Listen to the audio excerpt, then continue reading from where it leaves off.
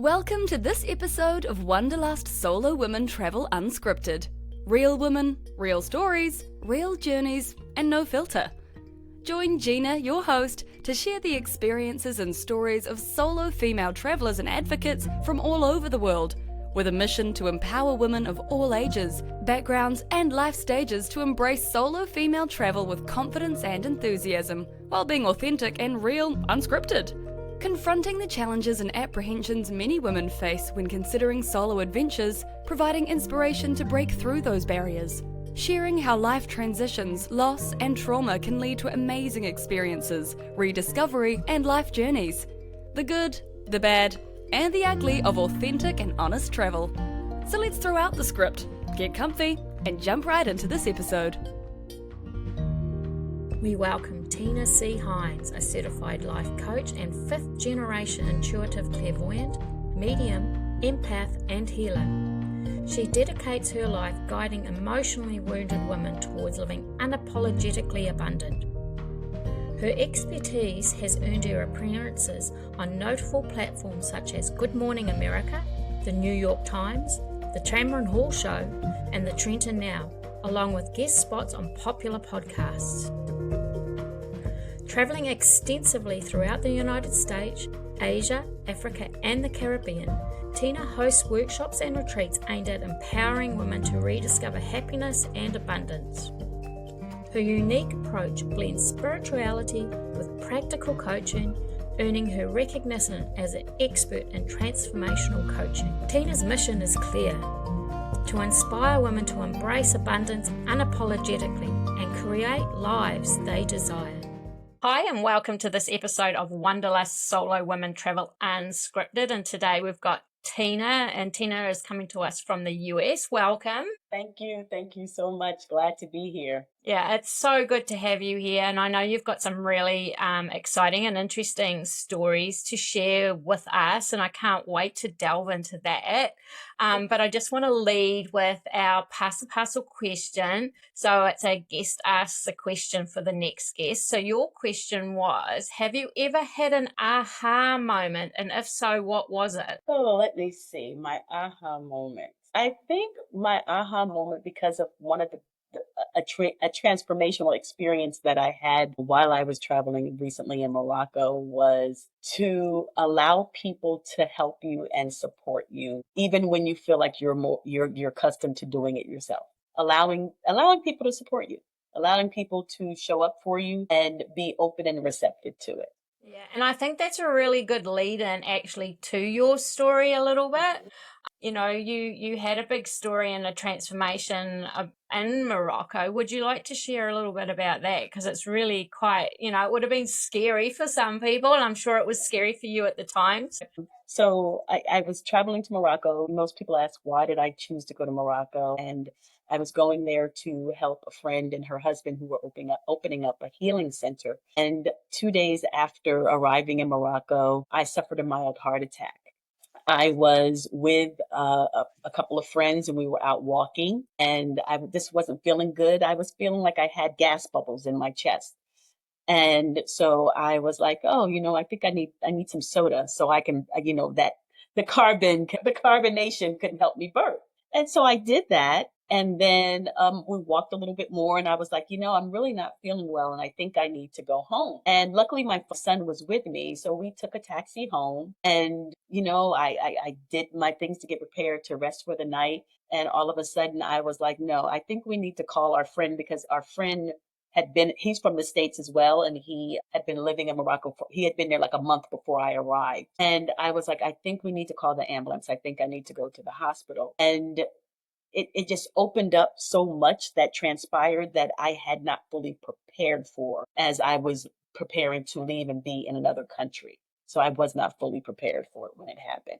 And how did you deal with that when it did happen? I mean, you're in a foreign country, you're having a major medical event, even at home, that would be a scary, scary thing. So how did you Did you find the treatment well? Because I know that's one thing that some people fear, that they won't get the same medical care that they may get in their home country. And then did you decide to go home after that event? So interesting about it was we were more in the city when I was initially feeling the symptoms of it. And we lived about 20, 25 minutes outside of the city, and we took the taxi home.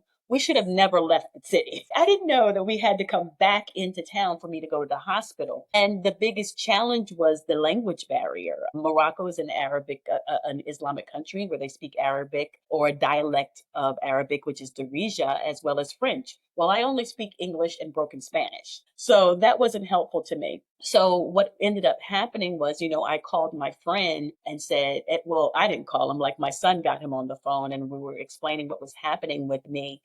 And luckily, his friend was a local, and they started helping to navigate getting an ambulance to me. And the ambulance in the States and the ambulance in Morocco is totally different. You get in the back of a van and you go. They don't do any type of checking your pulse or anything medical. They're not responsible for that. So eventually they got me to the hospital, and my friend and his friend met me there. And meanwhile, the person who I had come to Morocco to work with, she was traveling in Indonesia. So now we're trying to get her on the phone so she can help us navigate some of the challenges that were being faced as well. So because ended up going to two hospitals. The first hospital that the driver took me to, they were doing a variety of tests on me, but they were not tests that seemed familiar. Like, they did the EKG and everything, and then they came back and they're like, oh, you got a blockage in your artery and you need to have surgery. And all of a sudden somebody is shaving my arm. And I'm like, whoa, wait a minute, what's happening here? Because again, there was a language barrier that was transpiring. And we're trying to figure out how do I get the care that I need, and how do I get it in a way that I understand what is happening to me? Because I just don't want you operating because you're telling me I have a blockage, but I don't understand what happened.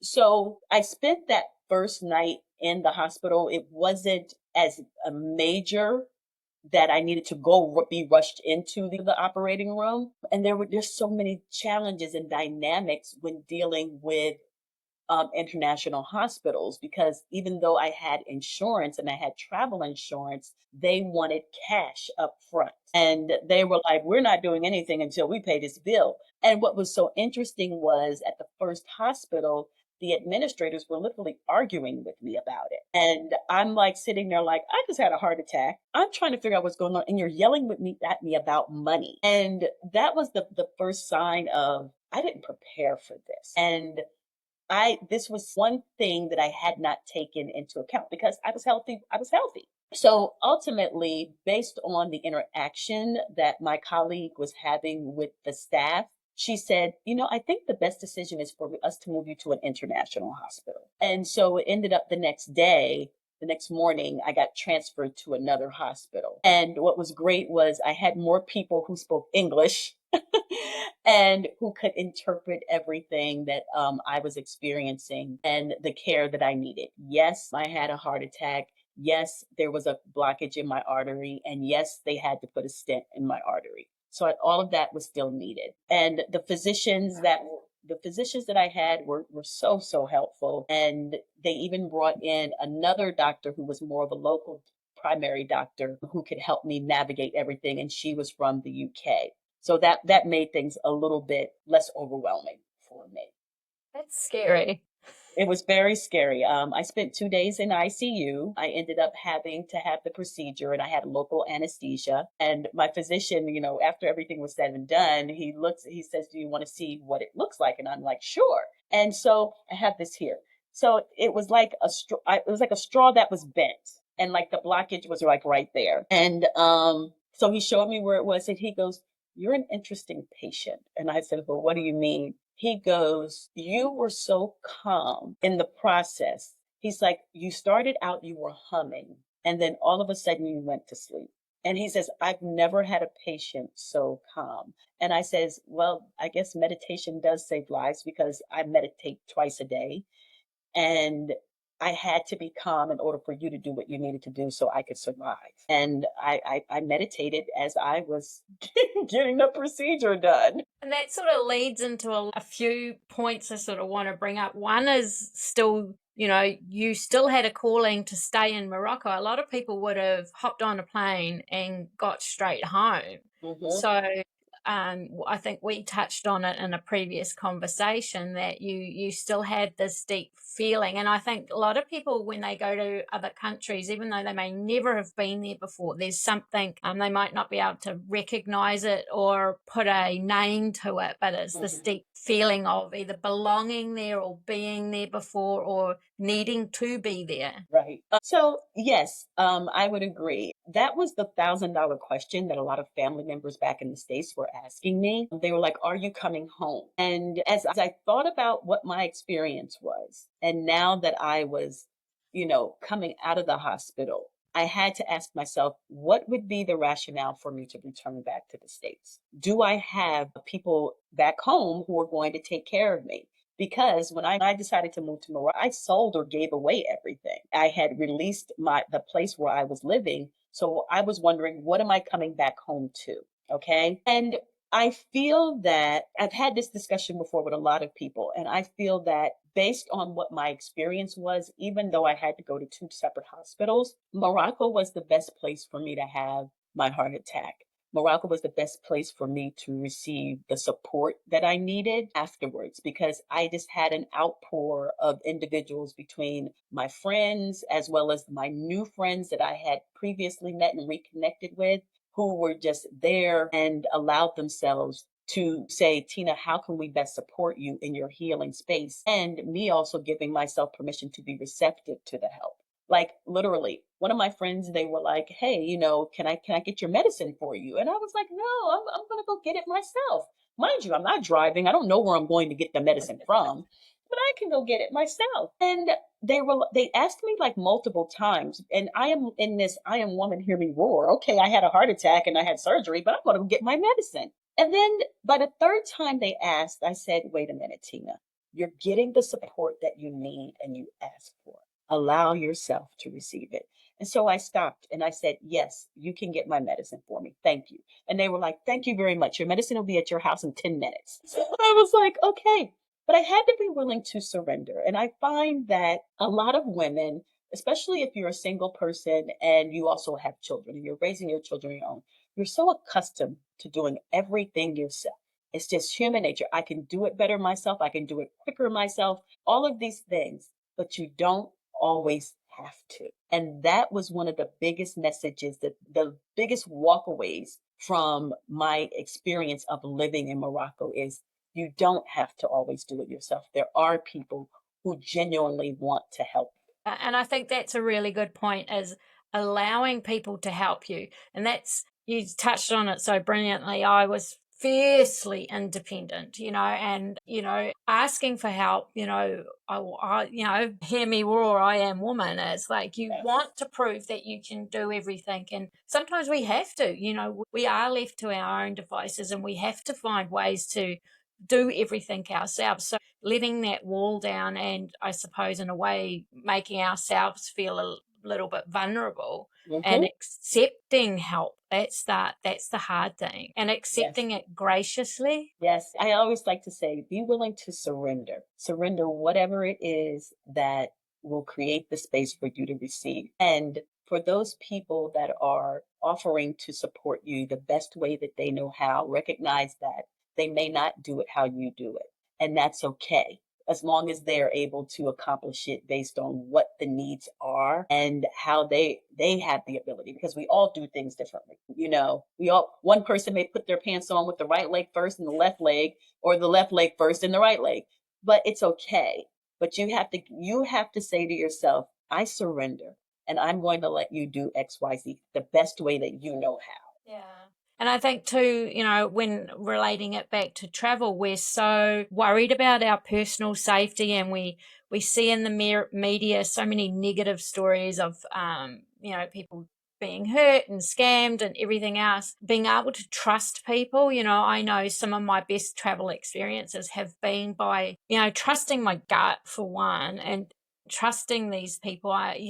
There's always going to be exceptions to the rule, but you end up with some really beautiful connections when you open yourself up to conversations and help. And sometimes something as simple as asking for directions on the street to someone, and that might lead to something else, and that's quite genuine. Yes, I wholeheartedly agree. I had missed sisterhood when I had traveled because my friend who's there, she's there with her husband and her daughter. So they're that family unit. And I decided that I was going to post in one of the Facebook groups about wanting to connect with other people and other English speaking people. And so I created a space and I was like, I would like to get to connect with other women, this age demographic, perhaps if you're single or whatever.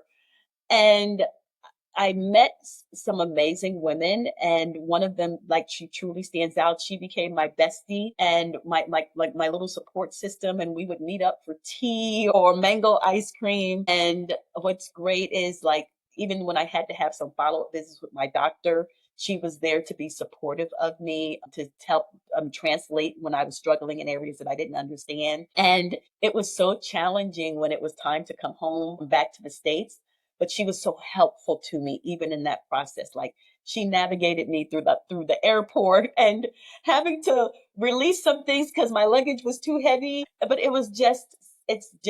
it's amazing when you go places, even if you're solo, and you connect with people where you have so much in common.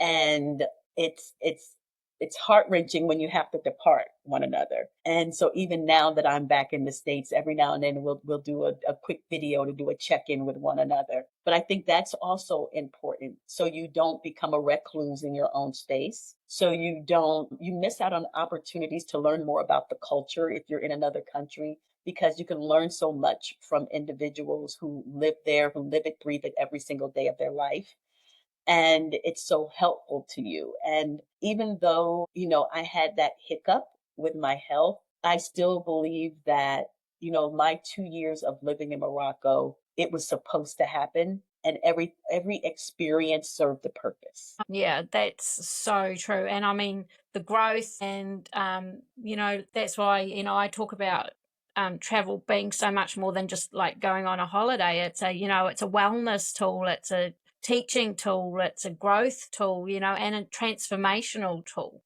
Yes. Going, even though we might not know it in the moment, we book to go somewhere, and it's not to you there. And I suppose it's a little going back to that aha moment. You realize why you're there deep Most down. And I definitely. think that was your journey for Morocco, wasn't it? Yes, it was. I realized Morocco wasn't supposed to be my final destination. I feel that Morocco was supposed to be my destination in the moment. I've lived outside of the country, not as long as I have for Morocco, but I've lived in the Caribbean and I've lived in Indonesia. I've stayed there for like 30, 60 days. Morocco has been the longest. And I always look at each experience as growth, and whatever message that you are supposed to receive in the midst of that growth, in the season that you're in, it's going to come to you. You just have to be open to be able to recognize it when it happens. And as I said, that was one of the things, that the experiences that I took away when I realized how much I had given of myself and how much I'm consistently doing, because by nature I'm a giver, and saying to myself, you needed this lesson. You needed to learn how to stop. You needed to learn how to open your hands and heart to receive. And you needed to basically sit your tail down, because that's what you were being guided to do. And it's funny because, like, where my apartment was, there was a Thai restaurant. And the woman who owned the Thai restaurant, we just became close friends. So I had two major friends while I lived in Morocco. And I had to go to Indonesia to host a retreat. And my son didn't go with me, and my son's an adult. So she goes, don't worry about him. He's going to be fine. I'm going to watch over him.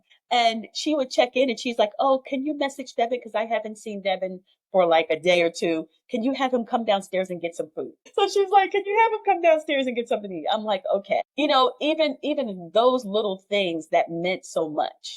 She would even check on me, because if I stayed in the house for a longer than needed, she'd be like, you didn't come down for your tea in 2 days. Please come downstairs. And I'm like, okay, I'm coming, I'm coming.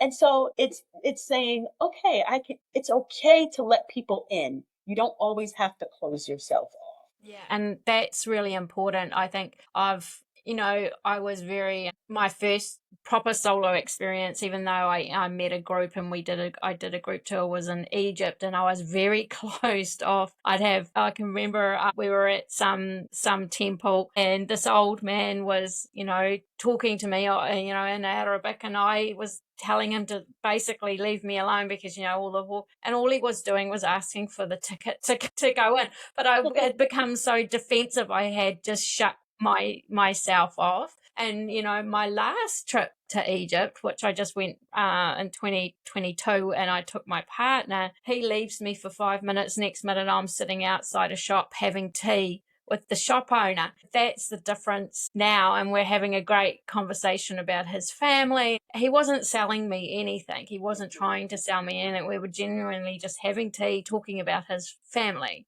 So I've gone from this super defensive person to now, chatting to anybody, because I've realized I've had some amazing conversations and learned a lot of stuff. And yeah, it's been so good. Yeah.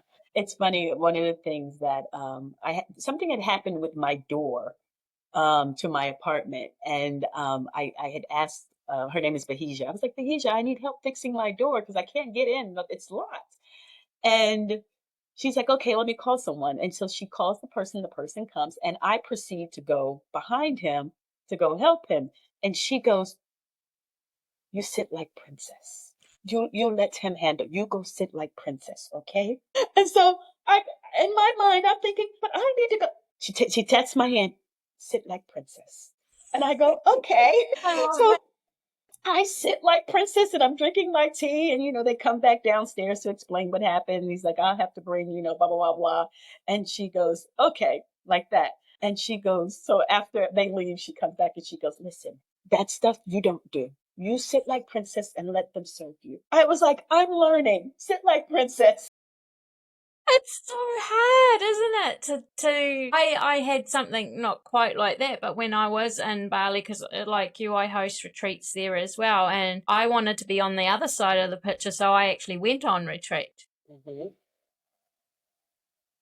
You were weighted on hand and foot, to the extent, they pull out your chair and they put the napkin on you. I really struggled with that. I really, really struggled with it. And I actually had to articulate that to the retreat facilitator and owner because I wanted to help. And Mm-hmm. the best way that they explained it to me, and it made me try and shift my brain set a little bit, is like, even though you're coming from a good place offering help, they're trying to do their job.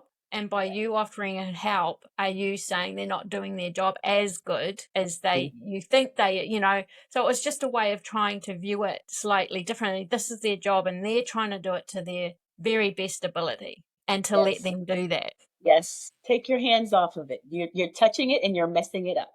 You don't have to touch it. So it's really good. And that sort of encompasses, everything you've talked about that surrender and, letting people in. And I think that's such a good message. And it's a bit like your message is with what you do, what I said in the bio, is embracing abundance unapologetically, which I think is a lovely, lovely statement of being unapologetic about these things. It is. And what's so interesting about being unapologetic, because we're consistently saying, oh, I'm sorry, I apologize.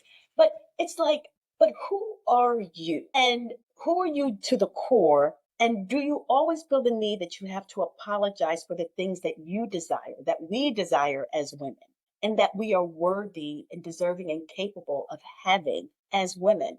We don't always have to apologize for doing what feels right for us. I have gotten to a point where I had someone, I was having a conversation with someone, and they were like, do you know you never say you're sorry, Tina? And I go, yeah, I know. And they were like, but you should apologize. I was like, if I'm late, I'm not going to say, I'm sorry for being late. I'm going to say, thank you for waiting for me.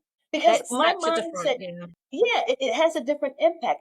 I don't, because if I'm going to apologize, I need it to really be something that I'm, number one, genuine about, and I'm really apologetic about it. However, at the same time, I think a lot of us are grown accustomed or groomed in that way growing up. When our parents said, well, you make sure you apologize to your friend or your sister for hitting them, and you didn't mean to hurt their feelings, all that.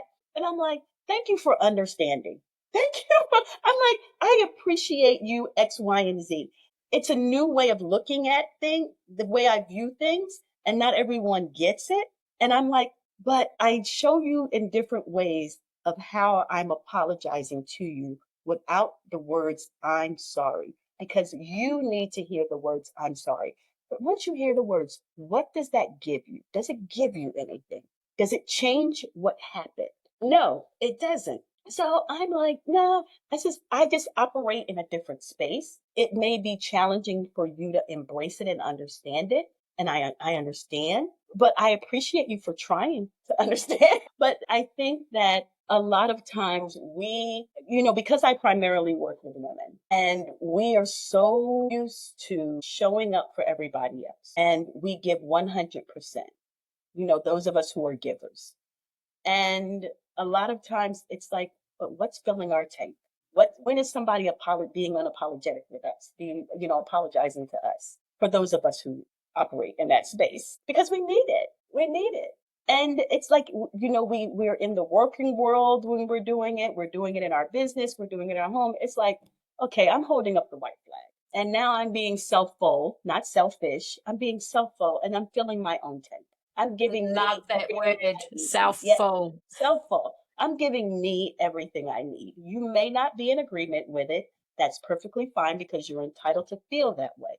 But this is what I need and feel for myself. Yeah, I so love that. And I mean, New Zealand has got a colonial background, so was a lot of English settlers here. So we've got a lot of that English guilt where, English people say sorry all the time. I think Canadians are a bit the same. We say sorry even if it's not our fault.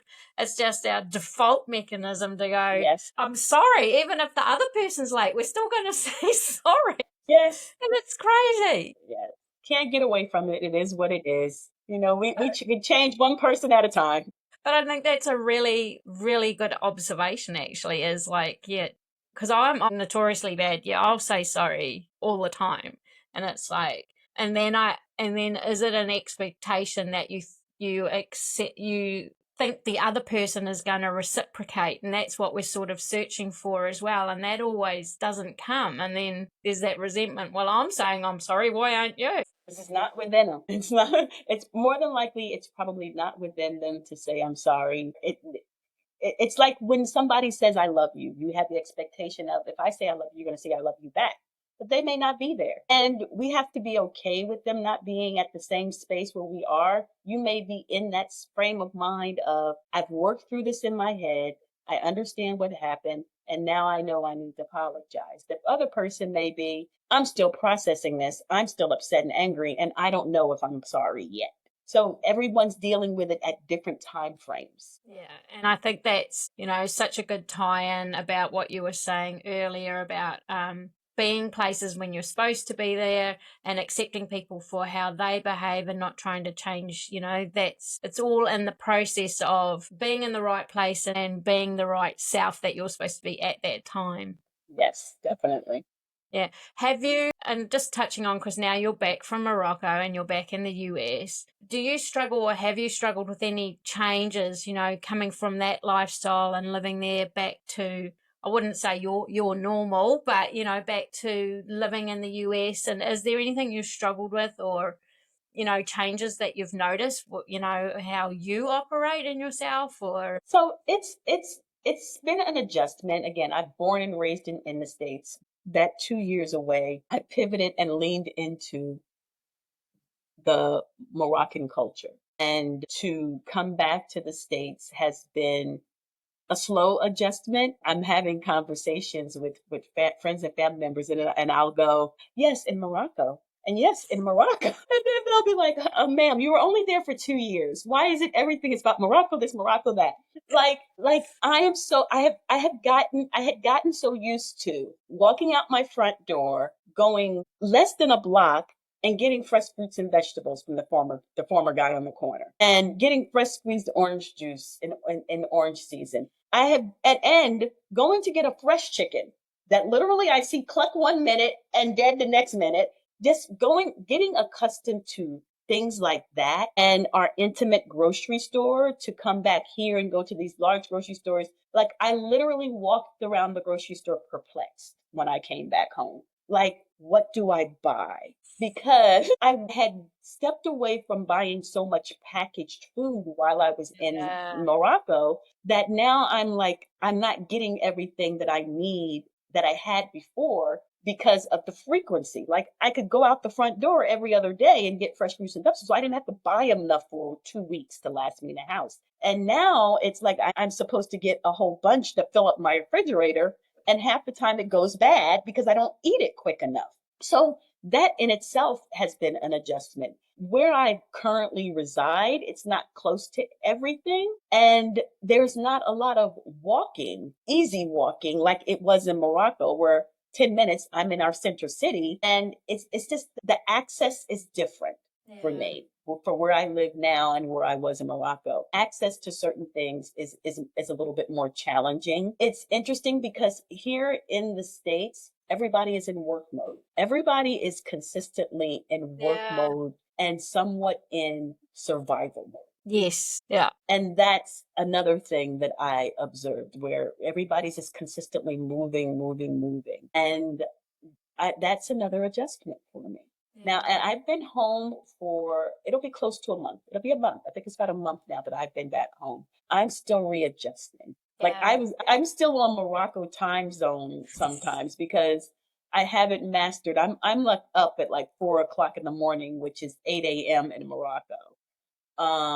So even that's an adjustment as well. Yeah, I think, what you touched on about accessibility, but that's also about community, because when you were walking down to get that freshly plucked chicken or whatever, you're with people and they're going to do the same things, and you're talking or at least acknowledging each other. And, I live in a very small town. I've come and gone, but I've grown up here. I can walk down the street and people wave and they say hello. And I think that's one thing, a lot of Western cultures are missing out on, maybe not so much in the smaller towns, but it's that sense of community. I wholeheartedly agree with that. Like I said, the lady at my restaurant, if they don't see me, they wonder, is she okay? From the person who cooks to the owner, if they don't see me, they wonder if I'm okay. If I've gone around to like one of the little stores that I go to, and me and the guys who work in there, they'll say something to me Arabic, and I'll say something to them English. So we're teaching one another. And we don't experience that here. Everybody's like laser focused into their own thing. And sometimes in Morocco, it's more family oriented in certain cases. Yeah. And, people are so welcoming in that space. And the sense of community isn't the same here. It isn't the same here. Because I was lucky enough to be in Morocco for Eid and spent it with a family. And that is a real eye-opener in itself. Yes.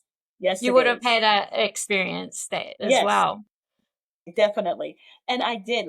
Before I left, one of my friend Bahija, one of her friends had a gathering. They were like, "You can come," and I'm there, and I'm very shy, and I'm sitting, and they were like, "No, come and dance," and I'm like, "Oh no, I can't do this." But it was, and then the process of observing the food and the way the food kept coming around, and I'm like, "When are we going to stop eating?"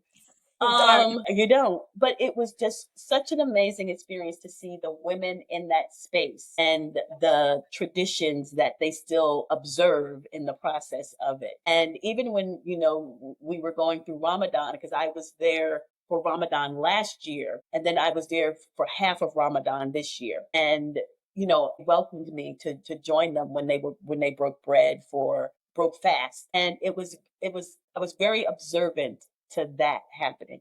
Here's another thing that I was very observant of. My mind was like, everybody who observes Ramadan, they're all eating in their individual homes at 6:45. That amazed me, because I would be in my apartment and I look across the building across, and I'd see families in the living rooms. Everybody's eating at the same time. We are not doing that in the States. We're not doing that in the States. Be lucky at if all. you're eating together at all. Right. Somebody's at a counter, somebody's in the living room, somebody's in the room. You're not eating as a family together. And that is another thing that it felt good to observe that, because that's family, that's community.